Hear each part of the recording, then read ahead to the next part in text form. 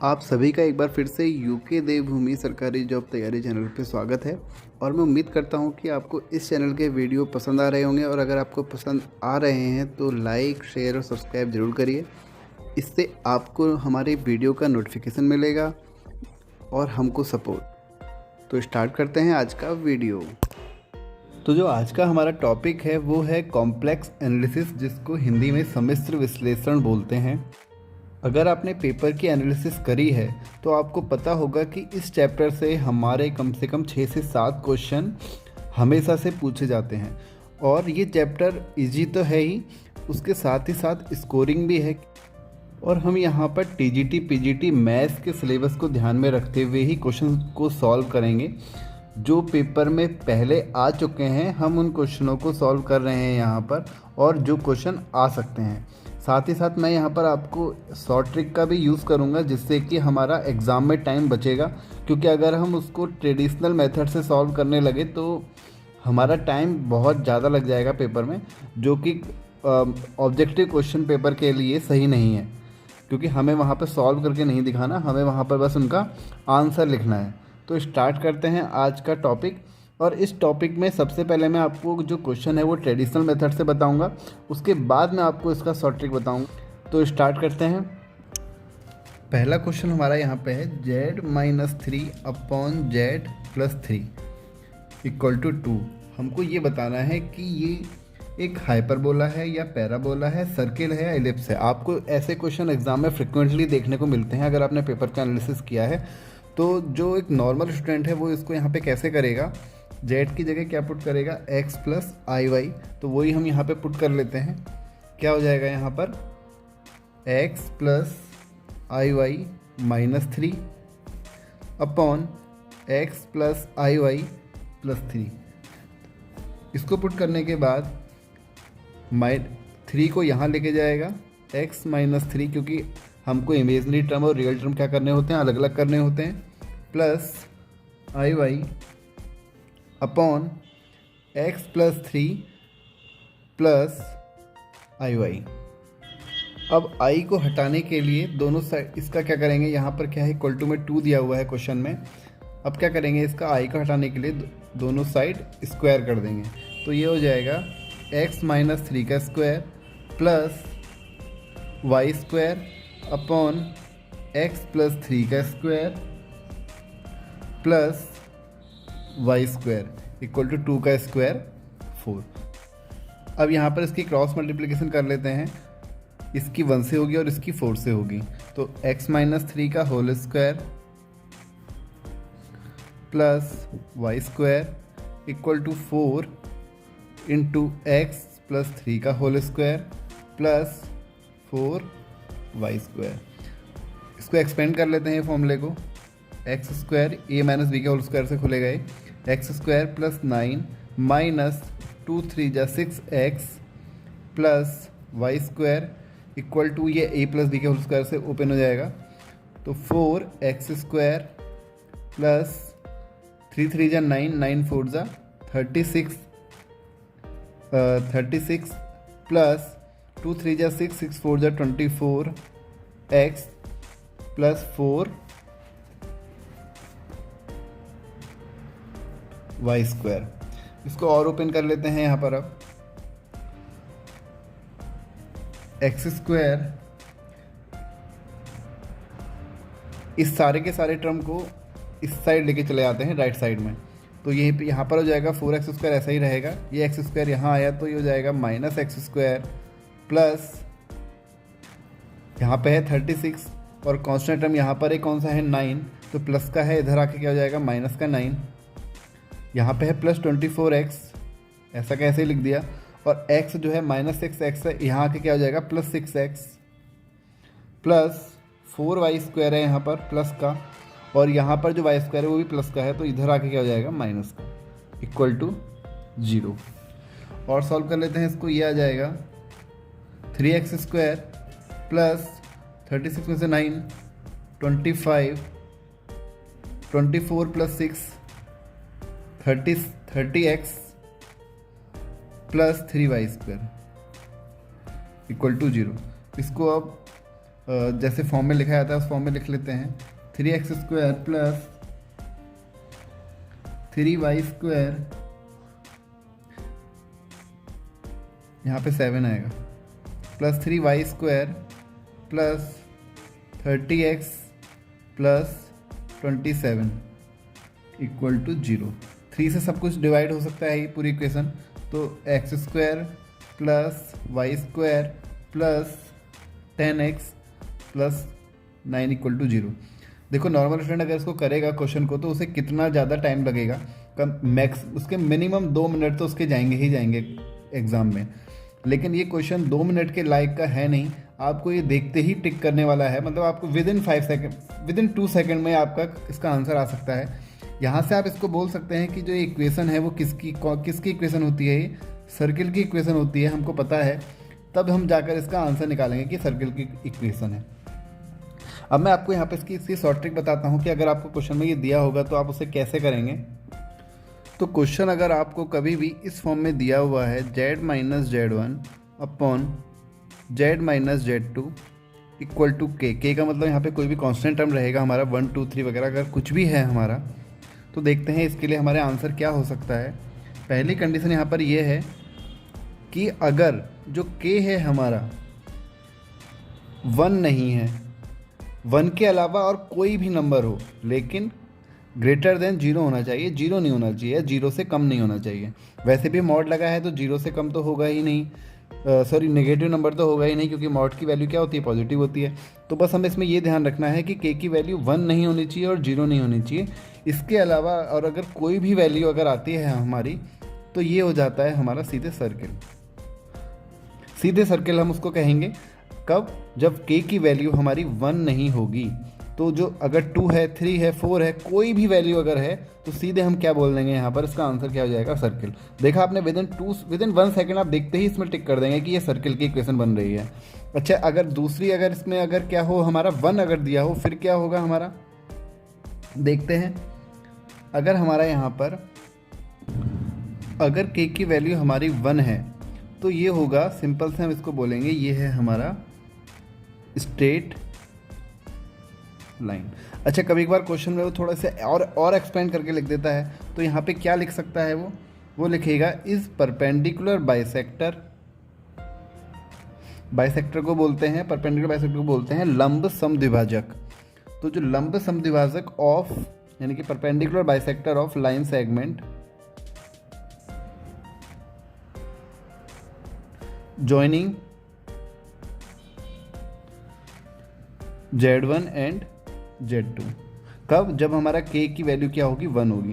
देखो सिंपल था, straight line कब होगा, जब k इक्वल टू 1 है और k 1 के अलावा और कोई भी वैल्यू अगर यहाँ पे लिखी हुई है तो उसका आंसर सीधे हम क्या टिक करेंगे, सर्किल। और ऐसे बहुत सारे एग्जाम में क्वेश्चन आते हैं, मैं आपको अभी दिखाऊंगा। जो मैंने आपको 5 से 6 क्वेश्चन बोले कि इस चैप्टर से क्वेश्चन आते हैं, उसमें से एक टाइप का क्वेश्चन तो ये आने की पूरी प्रोबेबिलिटी रहती है। तो हमारे सीधे एक क्वेश्चन तो ये सॉल्व हो गया। तो जैसे कि ये एक क्वेश्चन तो यही हो गया जो हमने अभी सॉल्व किया, z-3 upon z+3 equal to 2। Option में आपको उसमें देगा लाइन दे रखा होगा, आपको स्क्रीन पे क्वेश्चन दिख भी रहा होगा।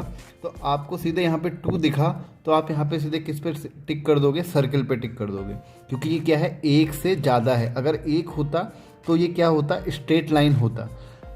तो अब हम देखते हैं एक और क्वेश्चन जो इसी की तरह होगा, उसके बाद हम नेक्स्ट टाइप के क्वेश्चन सॉल्व करेंगे। जैसे कि हमको ये क्वेश्चन दिया हुआ है यहाँ पर z-3 + 2i upon z+1 - i equal to 4। कुछ नहीं करना, देखो z-z1 है ना यहाँ पर, और z+z1 है यहाँ पर। तो हमको क्या करना है, यहाँ पर इक्वल टू 4 दिया है, तो 4 को देखते ही हमारा आंसर क्या हो जाएगा, सर्किल हो जाएगा। हम उसको उतने लेंदी मेथड से सॉल्व नहीं करेंगे। अब बात करते हैं सेकंड टाइप के क्वेश्चन की। जैसे आपको एक क्वेश्चन यहाँ पे ये दिया हुआ है, if z-2 + i plus z+1 - i equal to 1। याद रखना यहाँ पे बीच में प्लस है, इक्वल टू 1। तो आपको बताना है देन लोकस ऑफ, आपको ये बताना है इसका लोकस क्या होगा, यानी कि आपको बताना है इसका बिंदुपथ क्या होगा। तो जो आपने यहाँ पे बीच में प्लस देखा और आप सीधे किस में टिक करोगे, वो होगा एलिप्स। आप सीधे उसमें प्लस में टिक कर दोगे। लेकिन ऐसा 95% में ऐसा केस में होता है, बट ज़रूरी नहीं कि हर केस में हो। और अगर आपको यहाँ माइनस दिखता है तो आप किस में टिक कर देते हो, हाइपरबोला में। तो ये 90% केसों में ऐसा होता है, बट अधिक हर केस में ऐसा होना संभव नहीं। तो देखते हैं इस क्वेश्चन में क्या होता है। जेड माइनस जो आपको क्वेश्चन दिया हुआ है यहाँ पे अब क्या आएगा देखते हैं। अगर इसको अब नॉर्मल स्टूडेंट अगर इसको सॉल्व करेगा तो वो क्या करेगा, पहले जेड की वैल्यू पुट करेगा एक्स प्लस आई वाई, इनमें दोनों में पुट करेगा, उसके बाद इसको मतलब ट्रेडिशनल मेथड से सॉल्व करेगा। और मैं अब वहाँ पे वो सॉल्व करने नहीं जा रहा हूँ क्योंकि उससे काफ़ी हमारा टाइम वेस्ट हो रहा है, आपका भी और मेरा भी। तो मैं आपको डायरेक्ट इसके लिए एक जो ट्रिक होती है, आपको मतलब ऑप्शन वाले क्वेश्चनों को कैसे सॉल्व डायरेक्टली करना है, तो मैं आपको वो बताने जा रहा हूँ अब। जैसे कि अगर आपको कभी दिया है कि इफ़ आपको एक आइडियल पैटर्न जो होता है, मैं आपको पहले वो बता रहा हूँ। If z minus z one plus z minus Z two equal to k का मतलब यहाँ पे हमारा कांस्टेंट से रहेगा। अगर आपको कभी इस फॉर्मेट में क्वेश्चन दिया हुआ है तो आपके पास कुछ कंडीशन होती हैं, जैसे कि इफ़ के की वैल्यू अगर, जो हमारा के लिखा है यहाँ पर, इसकी वैल्यू अगर z one minus Z two से बड़ी आ रही है, अगर बड़ी आ रही है तो वो क्या होगा, हमारा एलिप्स होगा। ठीक है, अगर के की वैल्यू अगर z one minus Z two से अगर बड़ी आ रही है, z one minus Z two कहाँ से आएगा, जो हमको जेड वन दिया है और जेड टू दिया है, इसको हम सॉल्व करेंगे तो जो हमारी वैल्यू आएगी वो इस वैल्यू जो क्वेश्चन में दी होगी, अगर वो इससे बड़ी आ रही है, यानी कि के की वैल्यू अगर बड़ी आ रही है तो वो होगा एलिप्स। अगर के की वैल्यू बराबर आ रही है इससे, z one minus Z two से, तो क्या होगा, हमारा स्ट्रेट लाइन। ठीक। थर्ड, अगर के की वैल्यू अगर छोटी आ रही है z one minus Z two से, तो क्या होगा, हमारा एम्प्टी सेट। कभी कभार क्वेश्चन में आपको एम्प्टी सेट भी देगा तो आपको उस पर टिक करना है। तो ये हमारी 3 कंडीशन दी गई हैं। यहाँ से हम इस क्वेश्चन में क्या निकालते हैं, z one minus Z two की वैल्यू निकालते हैं। उससे पहले हम यहाँ पे जेड वन की वैल्यू लिख लेते हैं कि जेड वन की वैल्यू हमको क्या दी है। जेड वन की वैल्यू हमको दी है यहाँ पर 2 माइनस आई, और जेड टू की वैल्यू दी है हमको, यहाँ पे देखो प्लस लगाया, हमारे फॉर्मूले में क्या होता है, z minus z one plus z minus Z two होता है। तो तुम्हारी जो जेड टू की वैल्यू आएगी वो कितनी आएगी, -1 प्लस आई। ठीक हो गया। तो हमको z one minus Z two निकालना है, वैल्यू पुट कर देते हैं। जेड वन की वैल्यू कितनी है, 2 minus I, minus Z two की वैल्यू है -1 प्लस आई, तो minus minus plus 1 minus plus minus I. तो ये कितना आया हमारा, ये आ गया हमारा 2 -1 1 और -1 माइनस आई कितना आ गया, -2i। यहाँ पर ये कितना होगा, माइनस माइनस प्लस होगा यहाँ पर, सॉरी। तो ये कितना हो जाएगा, 2 + 1 3, 3 - 2i आ गया। इसका मॉड निकाल देते हैं। मॉड आपको पता है कैसे निकालते हैं, अंडर रूट में निकालेंगे। 3 का स्क्वायर 9 प्लस 2 का स्क्वायर 4, तो ये आ गया हमारा √13। और जो हमारी √13 होता है, क्योंकि देखो किस अप्रॉक्सीमेट किसके बराबर आएगा, क्योंकि 9 का होता है 3 और 4 का होता है 16, तो 3 पॉइंट समथिंग आएगा जो भी वैल्यू में। यहाँ पे इसको चेक कर लेते हैं कि z one minus Z two की जो हमारी वैल्यू आई है वो कितनी आई है। हमारी वैल्यू आई है, हमारी पहले कंडीशन के लिए अगर यहाँ पे चेक करें तो वो आई है हमारी √13, जो कि 3 पॉइंट समथिंग होती है ना। इसकी जब वैल्यू निकालेंगे तो 3 पॉइंट समथिंग आएगा। क्या ये के से 1 से बड़ी है, गलत हो गया, 1 के बराबर तो है नहीं। तो ये किसके कौन सी सेटिस्फाई कर रहा है, इसको सेटिस्फाई कर रहा है हमारा एम्प्टी सेट वाली वैल्यू, क्योंकि जो √13 यानी कि 3 पॉइंट समथिंग जो वैल्यू है वो किसके बड़ी है, 1 से बड़ी है। और जब के की value z one minus Z two से बड़ी होती है तो वो क्या होता है, हमारा एम्प्टी सेट। तो उसका आंसर होगा हमारा सी ऑप्शन, एम्प्टी सेट। अब इसमें एक टाइप और है हमारा, उसको भी देख लेते हैं। अगर यहाँ पर हमको दिया हुआ है if mod z one minus Z two, sorry mod z minus z one minus z minus Z two equal to k. याद रखना यहाँ पर अब माइनस है और उससे पहले वाले फॉर्मूले में यहाँ पर क्या था, प्लस था। तो इसमें बस यही डिफरेंस है इन दोनों में। अगर z minus z one minus Z two का मॉड अगर जो हमारा k है वो छोटा आता है, यानी कि इसकी वैल्यू अगर बड़ी आती है तो वो क्या कहलाएगा। आप इसको जैसे हमने पहले लिखा था उस फॉर्मेट में भी लिख सकते हो अगर आप ऐसे कंफ्यूज हो रहे हो तो। k is less than z1 minus z2, इस फॉर्मेट आप उसको ऐसे भी लिख सकते हो। तब ये क्या कहलाएगा हमारा हाइपरबोला। क्या कहलाएगा हमारा हाइपरबोला। दूसरी कंडीशन में अगर k हमारा इक्वल टू है z1 माइनस z2 के, तो क्या कहलाएगा स्ट्रेट लाइन, जैसे कि आपने पिछले वाले फॉर्मूले में भी देखा था। थर्ड, अगर k हमारा छोटा आता है, सॉरी k अगर हमारा बड़ा आता है z1 माइनस z2 से, तब ये क्या कहलाएगा एम्प्टी सेट। इससे पहले वाले में देखिए, जब हमारा k बड़ा था z1 माइनस z2 से तब वो इलिप्स कहलाया था, और लेकिन जब यहाँ पे हमारा k जब बड़ा आ रहा है z1 माइनस z2 से तो वो क्या कहला रहा है एम्प्टी सेट कहला रहा है। ठीक है, k इन दोनों में यही डिफरेंस है, आपको याद रखना है। इक्वल टू में तो स्ट्रेट लाइन है ही, और अगर वो छोटा है k तो यहाँ पर क्या है एम्प्टी सेट और यहाँ पर क्या है हाइपरबोला। ये आपको याद रखने हैं दोनों कंडीशनों को, आपके तभी आपके जो क्वेश्चन होंगे थोड़ा जल्दी सॉल्व होंगे। बस आप यहाँ पे ये याद रखिए, क्वेश्चन है mod z minus 1 plus 2i minus, यहाँ पे माइनस है, आपको ये ध्यान में रखना है, minus z plus 3 minus 2i equal to 7। तो हमको बताना है इसका देन लोकस, हमको इसका बताना है कि इसका जो लोकस होगा वो क्या होगा क्वेश्चन में। तो हमको यहाँ पे क्या निकालना है z1 माइनस z2 हमको निकालना है। उससे पहले हम z1 की वैल्यू निकाल देते हैं, कितनी आएगी यहाँ से -1 माइनस 2i, और z2 की वैल्यू कितनी आएगी यहाँ से -3 प्लस 2i, क्योंकि z माइनस z1 होता है माइनस z माइनस z2 होता है, तो इसलिए हमारी z2 की वैल्यू ये आ गई। इस वैल्यू को यहाँ पुट कर देते हैं, z1 की वैल्यू आ गई -1 माइनस 2i, माइनस से यहाँ बीच में माइनस है, इन दोनों मल्टीप्लाई होंगे तो हमारी सेम वैल्यू आ जाएगी यहाँ पर +3 माइनस 2i। इसको सॉल्व करेंगे तो कितना आएगा, 3 में से 1 गया 2 और -2i minus 2i minus 4i। अब हम यहाँ पे इसका क्या निकाल लेते हैं, मॉड निकाल लेते हैं। मॉड निकालने के लिए आपको पता है क्या करते हैं, 2 का स्क्वायर हो जाएगा 4 प्लस 4 का स्क्वायर हो जाएगा 16, तो ये आ गया हमारा √20। और अब हम चेक करेंगे जो हमको कंडीशन दी हुई थी उसमें से कौन सी कंडीशन हमारी जो सेटिस्फाई करेगी। तो हमारे यहाँ पर ये वाली कंडीशन यानी कि थर्ड कंडीशन सेटिस्फाई हो रही है। क्या आ रहा है ये एम्प्टी सेट। कैसे, देखो जो हमारा आया है वो आया है √20 आया है, और √20 की जो हम अगर वैल्यू निकालेंगे तो वो कितनी आएगी, √20 की वैल्यू हमारी वो आएगी हमारी यहाँ पर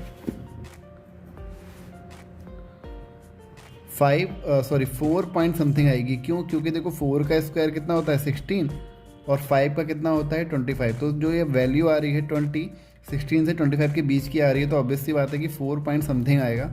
और जब भी हमको यहाँ पे जो k की वैल्यू दी गई है वो 7 दी गई है, तो हमारी जो कंडीशन है वो क्या कहती है, कंडीशन कहती है हमारी यहाँ पर अगर k की वैल्यू बड़ी है, k की वैल्यू कितनी है हमारी 7 दी गई है क्वेश्चन में, वो किससे बड़ी है, जो हमारी वैल्यू आई है 4 पॉइंट समथिंग से बड़ी है। तो ऐसी कंडीशन में कौन सी कंडीशन सेट होती है, सेटिस्फाई होती है हमारी एम्प्टी सेट। तो इसका आंसर होगा एम्प्टी सेट। तो जैसे कि आपने अगर पेपर को एनालिसिस किया है तो आपने ऐसे क्वेश्चन भी देखे होंगे, और आपको थीटा की वैल्यू फाइंड करनी होती है यहाँ पर, और यहाँ पर आई का मतलब क्या होता है √-1।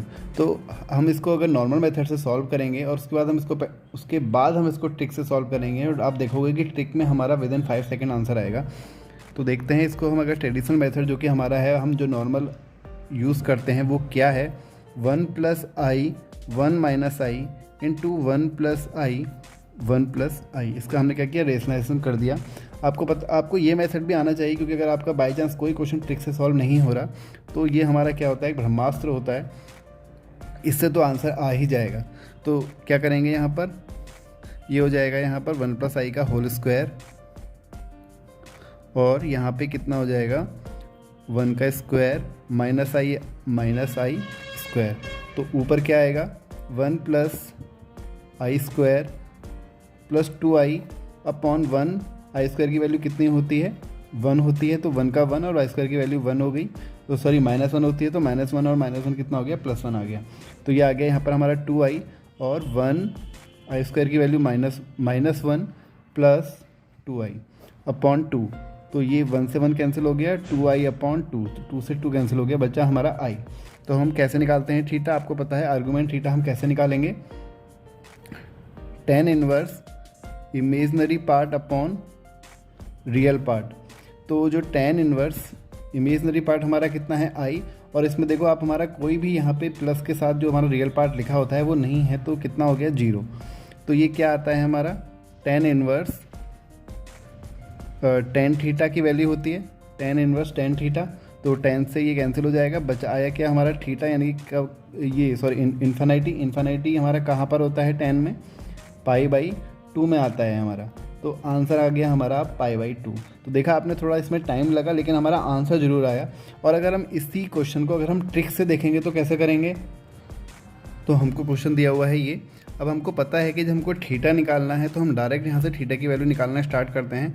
आप यहाँ पे क्या होता है, tan inverse imaginary part upon real part, तो इमेजनरी पार्ट कितना है i और रियल पार्ट कितना है 1, तो i upon 1 upon tan inverse imaginary part कितना है -i और रियल पार्ट कितना है 1। तो यहाँ पर हम यहाँ पे भी 1 आएगा, यहाँ पे भी 1 आएगा, क्योंकि इसका कोफिशिएंट लिखते हैं। अब हमारा यहाँ पे क्या होगा, tan इनवर्स आपको पता है 1/1 कितना होता है, tan π/4, π/4 की वैल्यू होती है ना 1, तो इसी तरह यहाँ पे tan इनवर्स -tan π/4, ठीक हो गया।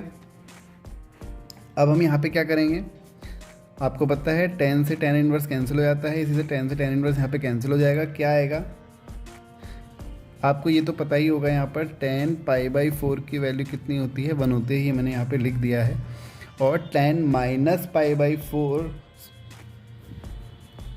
tan माइनस थीटा क्या होता है हमारा tan थीटा, ये दोनों चीज़ आपको यहाँ पे पता होना चाहिए। अब तो यहाँ पे हमारा जो आया वो आया π/4 अपॉन -π/4। अब जो सोचने वाली बात और जो यहाँ पे जो ट्रिक वाली बात है वो यहीं से स्टार्ट होती है। अब ध्यान से देखना, अगर मैं इसको ऊपर ले आता हूँ तो वो किस में चेंज हो जाएगा, प्लस में चेंज हो जाएगा, तो π/4 प्लस π/4, ये क्या हो जाएगा यहाँ पे जब इसको सॉल्व करेंगे तो कितना आ जाएगा π/2। आपने देखा, मुझे बताने में आपको थोड़ा टाइम लगा, लेकिन जब आप करोगे तो यहाँ पे क्या करोगे, direct tan inverse 1/1, tan inverse 1 हो जाएगा 45, तो यहाँ भी 45 यानी कि π/4 अपॉन π/4। जब आप इसको ऊपर लेके आओगे तो प्लस का π/4 हो जाएगा, और जब सॉल्व करोगे तो कितना आ जाएगा π/2। तो आंसर हमारे यहाँ से डायरेक्ट आ गया π/2।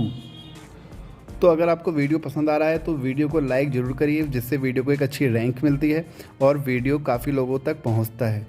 और सब्सक्राइब ज़रूर करिए, क्योंकि एक एक सब्सक्राइबर ज़रूरी होता है। थैंक यू आज के लिए।